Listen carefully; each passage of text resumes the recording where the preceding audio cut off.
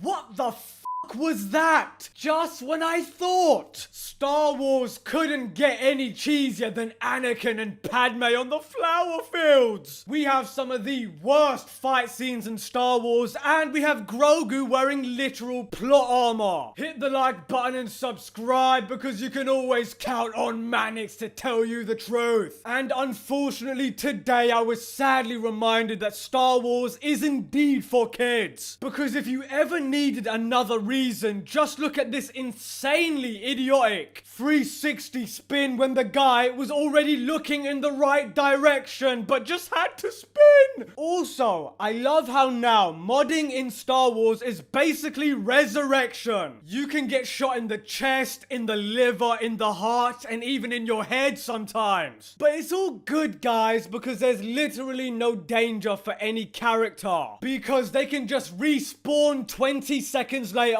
with an eye patch. And what that does is make it so there's no stakes. And I'm not talking about the ones Boba Fett has been eating. Because if there's anything I've learned from this show is that Boba Fett loves to eat food. Tons and tons of it. Anyway, how the hell is this from the same people who did The Mandalorian? Imagine if they didn't blow their entire budget on 10 minutes of King Kong Rancor and invested that into a well-written, fully fleshed out story. Oh well, a boy can dream. Now there were two massive killer droids that couldn't seem to hit a handful of extras in bad costumes running in a straight line. Whoever was in charge of that needs to be fired immediately. But knowing those fart-cupping, sniffing dingleberries at Disney, he'll probably get a promotion. And speaking of the robot scene, I love the fact that everybody was shooting at the robots, but as soon as their shields went down, everybody suddenly stopped shooting at them. And that proves to me, which is very apparent to me, that this was all rushed, which is kind of sad, especially for the hardcore Boba Fett fans. Oh, you thought that a show called The Book of Boba Fett would be about Boba Fett? You are sniffing the same spice Jar Jar Binks sniffs, because this is Disney, baby! Where we destroy everything we touch. This show should have been called The Book of Tatooine or The Sands of Tatooine. You know you did something very wrong when the most exciting episodes of The Book of Boba Fett are the episodes that don't feature Boba Fett. So can someone explain to me what the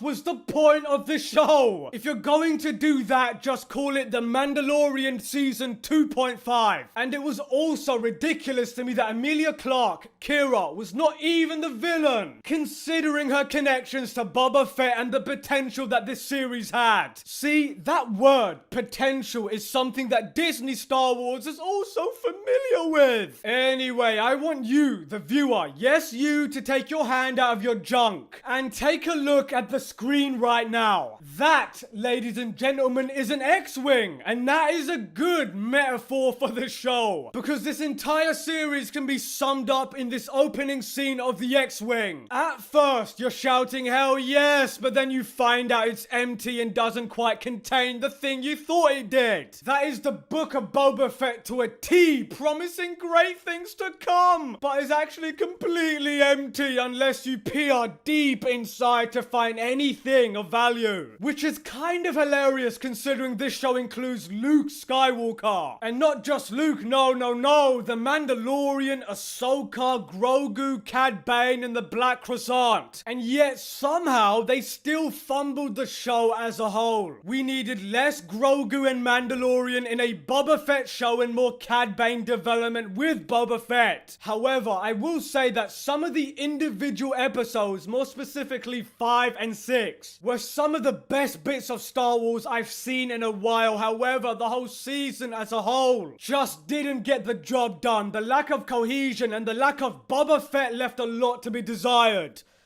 And speaking of Cad Bane's death really irritated me. He was introduced way too late and then killed off way too early. Instead of groggy Ahsoka and all these other characters, it should have went to actual development and build up to Cad Bane and the plot. This show's writing is a mess, and the same goes for the directing of this episode. Robert Rodriguez is definitely the problem. It's no coincidence that the worst episodes are his. is. It's also hilarious that no other director in the show wanted to include the stupid Power Ranger kids and the stupid modding, and Robert Rodriguez just kept trying to push them in the damn show for some reason. Look, I'll say this, Boba Fett as a character is worse off now than before the show. And before the show, he only had like 2 lines. Think about that for a second. And can someone tell me what the exactly is Boba Fett a crime lord of? It's unbelievable to me that out of every story possible for Boba Fett, they choose him wanting to become a mayor of a small town. Really? Really? So let me get this straight. Boba Fett is a crime lord without any illicit criminal enterprises. Wow. He's a glorified sheriff in a place where no one wants a sheriff. And by the way, I couldn't sympathize with him wanting to protect Mos Espa because the show never gave me a reason to understand why. And my favorite part though of the episode was at the end when Boba Fett was complaining about how his arm hurt so much as he walked around watching the townspeople trying to repair their houses and shops after a